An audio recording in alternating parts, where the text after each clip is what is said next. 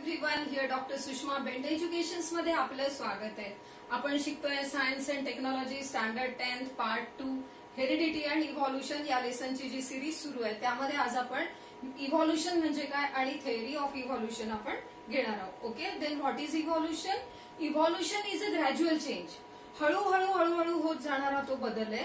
It is a gradual change occurring in living organisms. Living organisms मध्ये होणारा gradual change आपल्याला बघायचा आहे, विच रिझल्ट्स, आणि हा लॉंग ड्युरेशन साठी असतो. It is called as evolution. It results in the development of the organism. ऑर्गॅनिझमचं डेव्हलपमेंट होतं. सिम्पल ऑर्गॅनिझम्स जे असतात they are get converted into complex organism. त्यांची जी कॉम्प्लेक्सिटी असते, बॉडी स्ट्रक्चरची जी कॉम्प्लेक्सिटी असते ती हळूहळू इव्हॉल्युशनमुळे वाढत जाते. आणि इव्हॉल्युशनमुळे पुन्हा काय होतं की आजूबाजूचं जे एन्व्हायरमेंट आहे त्या पूर्ण एन्व्हायरमेंटला अडॅप्ट करण्याची कॅपॅसिटी ऑर्गॅनिझम मध्ये येते. So the gradual changes occurring in living organism over a long duration is called as evolution, and it results in the development of organism or sometimes there is formation of new species. Naveen species त्या ठिकाणी कधी कधी तयार होते. Species म्हणजे काय, last video मध्ये आपण ते डिस्कस केलेलंच आहे की स्पेसीज नवीन तयार होते कारण जो फर्स्ट ऑर्गॅनिझम असतो तो ऑर्गॅनिझम आणि त्यानंतर थाउजंड्स ऑफ जनरेशन्स गेल्यानंतरचा जो ऑर्गॅनिझम आहे त्याच्यामध्ये आणि या ऑर्गॅनिझम मध्ये चेंजेस येतात आणि चेंजेस कधी कधी इतके जास्त असतात की it forms new species. Okay, so this is evolution. मग हे इव्हॉल्युशन जे आहे ते कसं झालं, आपण लास्ट व्हिडिओ मध्ये बघितलं होतं की अर्थ कशी तयार झाली आणि मग फॉर्मेशन ऑफ अर्थ नंतर आपण बघतोय की 3.5 billion years ago 3.5 billion years ago there is no life on the earth. There was no life on the earth. अर्थमध्ये कुठल्याही प्रकारचं लाईफ नव्हतं. त्या ठिकाणी एकही जिवंत सेल त्यावेळेला नव्हता. 3.5 बिलियन इयर्स अगो. मग तिथे काय होतं तर एकदम सिंपल एलिमेंट्स होते. सिंपल एलिमेंट्स कोणते तर हायड्रोजन, हेलियम यासारखे गॅसेस होते आणि लिथियम, त्यानंतर बेरिलियम यासारखे काही एलिमेंट्स जे सिंपल एलिमेंट्स आहे, organic element, simple elements, organic, inorganic elements यासारखे एलिमेंट्स त्या ठिकाणी अर्थवरती होते. आणि त्यानंतर ऑर्गॅनिक अँड इनऑर्गॅनिक कंपाऊंड्स या सिंपल एलिमेंट्स पासून तयार झाले. हायड्रोजन होता, हेलियम होता, त्या ठिकाणी सनरेज होते, मग आणि ट्रेसेस ऑफ ऑक्सिजन. ऑक्सिजन मात्र जास्त प्रमाणामध्ये त्यावेळेला नव्हता. ट्रेसेस ऑफ ऑक्सिजन त्या ठिकाणी होता. त्यानंतर बाकीचे जे गॅसेस आहेत ते हळूहळू तयार झाले.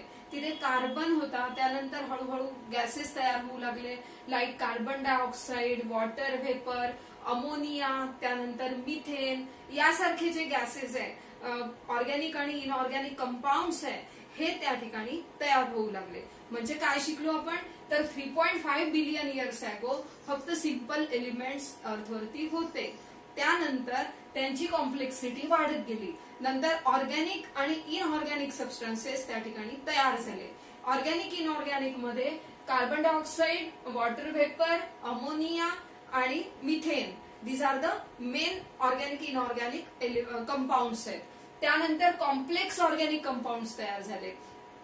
तिथे अमोनिया होता, तिथे मिथेन होता, त्यानंतर नायट्रोजन गॅस अवेलेबल होता, हायड्रोजन गॅस होता.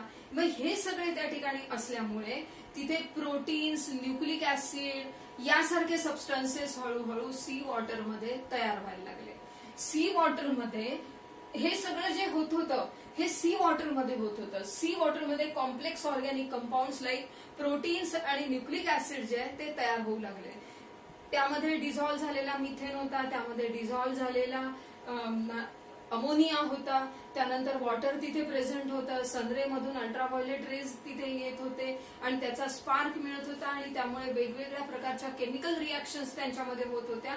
आणि due to these chemical reactions formation of proteins and nucleic acid takes place. आता न्यूक्लिक ऍसिड जे आहे इट इज रायबोन्यूक्लिक ऍसिड आपण म्हणू शकतो. रायबोन्यूक्लिक ऍसिड आणि आपण मागेच बघितलं होतं, मागे एका व्हिडिओमध्ये आपण बघितलं होतं डीएनए, आरएनए हे जे न्यूक्लिक ऍसिड्स असतात these are the structures of living cells.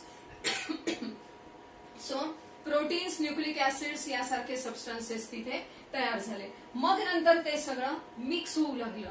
मग त्यांचे मिक्सचर्स तयार झाले आणि सगळं मिक्स झाल्यामुळे अल्ट्राव्हायोलेट रेस त्यावरती सनरेज जे पडत होते त्यांनी सगळ्या रिॲक्शन्स त्यांच्यामध्ये केमिकल रिॲक्शन्स ज्या आहेत त्या कंटिन्युअसली चालू होत्या आणि त्यानंतर तिथे एक स्पार्क मिळाला आणि फर्स्ट प्रिमिटिव्ह सेल त्या ठिकाणी तयार झाला.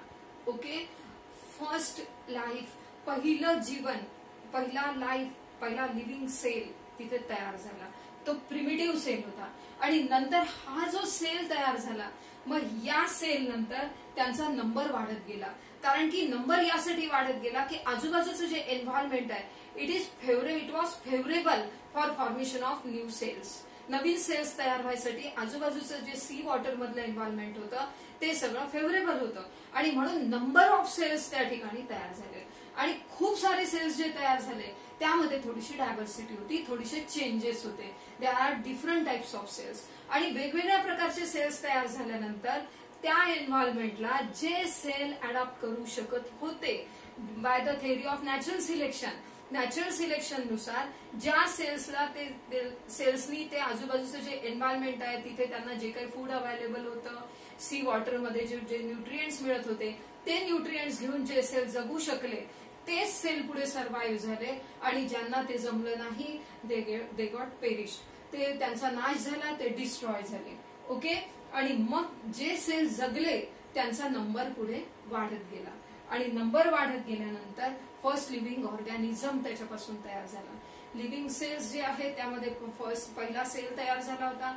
मग नंबर ऑफ सेल्स वाढत गेले. नंबर ऑफ सेल्स वाढत गेल्यानंतर ते जॉईन झाले, मल्टीसेल्युलर ऑर्गॅनिझम्स तयार झाले आणि त्यानंतर फर्स्ट लिव्हिंग ऑर्गॅनिझम जो आहे तो तयार झाला. सध्या अर्थवरती फ्रॉम इक्वेटर टू पोल सगळीकडे from equator to pole on the whole earth, throughout the earth सध्याला लिव्हिंग थिंग्स तुम्हाला सापडतात. It is present in the air, water, rock, land. कुठेही बघा, सॉइल, तुम्हाला कुठेही बघा तुम्हाला लिव्हिंग ऑर्गॅनिझम्स सगळीकडे मिळतील. In the form of bacteria, in the form of viruses, in the form of plants, in the form of various animals. कुठल्या ना कुठल्या रूपामध्ये तुम्हाला लिव्हिंग ऑर्गॅनिझम्स मिळतील. ओके, आणि मग फर्स्ट सेल तयार झाल्यानंतर डायव्हर्सिटी त्या ठिकाणी निर्माण झाली. हे जे सेल्स आहे हे सगळीकडे जो फर्स्ट ऑर्गॅनिझम होता ते सगळीकडे पसरले आणि ते पूर्ण थ्रू आउट द ओशन ते फैलले. आणि ते फैलल्यानंतर वेगळ्या ठिकाणी ते वेगळ्या प्रकारचे अॅनिमल्स आणि प्लांट्स त्या ठिकाणी तयार होऊ लागले. आणि मग सध्या जे तुम्हाला एवढं मोठं ह्यूज डायव्हर्सिटी जी दिसते ती डायव्हर्सिटी हळूहळू त्यांच्यामध्ये इव्हॉल्युशन होत हे सगळं तुम्हाला दिसू लागले. It 300 crore years he diversity तयार व्हायला लागली. यावरून तुमच्या लक्षात येत असेल की इव्हॉल्युशन जे आहे ती किती स्लो प्रोसेस आहे, ग्रॅज्युअल चेंज आहे हा. आणि हे जे तयार झाले याच्यामध्ये इन अॅनिमल्स, आता अॅनिमल्स मध्ये सध्याची जर आपण डायव्हर्सिटी बघितली तर युनिसेल्युलर अमिबा, पॅरामिशियम, युग्लिना यासारख्या अॅनिमल्स पासून तर जायंट व्हेल पर्यंत, ब्लू व्हेल सगळ्यात मोठा अॅनिमल सध्याचा लिव्हिंग अॅनिमल्स मध्ये ब्लू व्हेल आहे. आणि हा जो ब्लू व्हेल आहे त्याची लेंथ 25 मीटर पर्यंत असते and its mass may be 50,000 kilogram to 1,50,000 kilogram. Okay, इतकी मोठी ती ब्लू व्हेल असू शकते. त्यानंतर प्लांट्स मध्ये सुद्धा डायव्हर्सिटी दिसते. ही जी डायव्हर्सिटी आहे it is from unicellular chlorella to huge banyan tree. Huge banyan tree जे आहे ते खूप ग्रो होऊ शकतं. त्याचे जे रूट्स आहे, एरियल रूट्स जे आहेत ते खाली जमिनीपर्यंत येतात, पुन्हा तिथून नेक्स्ट प्लांट तयार व्हायला लागतं. तर ह्या सगळ्याचा जर विचार केला तर बनियन ट्री खूप ह्यूज वाढू शकतो. म्हणून युनिसेल्युलर क्लोरेला पासून ह्यूज बनियन ट्री पर्यंत डायव्हर्सिटी जी आहे ती निर्माण झाली हळूहळू. It is evolution. त्यानंतर थिअरी ऑफ इव्हॉल्युशन. मग हे जे सगळं इव्हॉल्युशन झालं यावर काही स्पेसिफिक थिअरी मांडल्या गेली. According to this theory first living material form in the ocean. आता तुम्हाला सांगितलं कशा पद्धतीने तयार झालं तर. So first living organism or first living material that is in the form of primitive cell it is form in the ocean. मग त्या ठिकाणी त्याच्यामध्ये चेंजेस येऊन युनिसेल्युलर ऑर्गॅनिझम्स तयार झाले. युनिसेल्युलर ऑर्गॅनिझम तयार झाल्यानंतर त्यांची कॉम्प्लेक्सिटी वाढत गेली, त्यांचे नंबर ऑफ सेल्स वाढत गेले, and then multicellular organisms were form. Larger and more complex life forms तयार झाले, कॉम्प्लेक्स लाईफ फॉर्म्स तयार झाले. आणि ह्या सगळ्या याच्यामध्ये तुम्हाला सांगितलं मी की 300 करोड इयर्स याच्यामध्ये लागले. युनिसेल्युलर पासून आत्ताची डायव्हर्सिटी येईपर्यंत मिनिमम 300 करोड इयर्स या सगळ्या याला लागले. मल्टी डायमेन्शनल चेंजेस, मग हे होत असताना काय झालं तर मल्टी डायमेन्शनल चेंजेस झाले. मल्टी डायमेन्शनल चेंजेस कशाला म्हणतात की थ्रू आउट चेंजेस होत गेले. असं नाही की एकच ऑर्गन त्याचा चेंज होत गेला म्हणून, थ्रू आउट चेंजेस त्याच्यामध्ये होत गेले. So it is called as multidimensional changes. So different types of organisms are produced on the earth. Species वेगळी कशी तयार होते हे मी तुम्हाला शिकवलंच आहे. आता स्पेसिएशन ज्या वेळेला आपण घेऊ त्यावेळेला मी पुन्हा ते एक्सप्लेन करीन जास्त डीप मध्ये. तर आताला सध्याला फक्त एवढंच लक्षात ठेवा, डिफरंट टाइप्स ऑफ ऑर्गॅनिझम्स तयार झाले, then organisational and progressive evolution झालं. मग यालाच आपण म्हणतो की ऑर्गन्सची कॉम्प्लेक्सिटी वाढत गेली. So it is organisational and progressive. Animals आणि प्लांट्स जे आहेत ते प्रोग्रेस करत गेले. प्रोग्रेस कशाला म्हणतात तर हे आजूबाजूचं जे एन्व्हायरमेंट आहे त्याला सगळ्याला ते अडॅप्ट करत गेले आणि कुठल्याही परिस्थितीमध्ये ते जगू शकतात असे ते बनत गेले. So evolution is organisational and progressive. Okay, due to this evolution huge variety of plants and animals are form. आता आपण पृथ्वीवर जे बघतो आहे पहिले एकच सेल तयार झाला होता आणि सध्या जे आपण अर्थवर बघतोय ते huge variety of plants and animals आपण बघू शकतो. It is due to evolution. So important questions, हा टॉपिक खूप इम्पॉर्टंट होता. याच्यावरती तुम्हाला क्वेश्चन्स येतात. Write short note on origin of the life on the earth. 2 मार्काचं क्वेश्चन येईल तुम्हाला. Write short note on origin of the life on the earth. आणि सेकंड तुम्हाला क्वेश्चन विचारतात write short note on theory of evolution. इव्हॉल्युशनची G theory मांडलेली आहे ती तुम्हाला एक्सप्लेन करावी लागेल. ओके, नेक्स्ट व्हिडिओमध्ये आपण घेणार आहोत इव्हिडन्सेस. मग ही जी थिअरी मांडली गेली आहे त्याचे काय काय इव्हिडन्सेस आहे. नुसती थिअरी मांडली आणि झालं असं नाही, तर तुम्हाला ती प्रूव्ह करून दाखवावी लागते थिअरी की ही थिअरी सत्य आहे. हे सांगण्यासाठी तुम्हाला काही प्रूफ्स द्यावे लागतात, काही इव्हिडन्सेस द्यावे लागतात. सो इव्हिडन्सेस जे दिलेले आहेत सायंटिस्ट लोकांनी ते आपण नेक्स्ट व्हिडिओ मधून बघूया. Okay, thank you so much. Wish you all the best. पुन्हा भेटूया नेक्स्ट व्हिडिओ.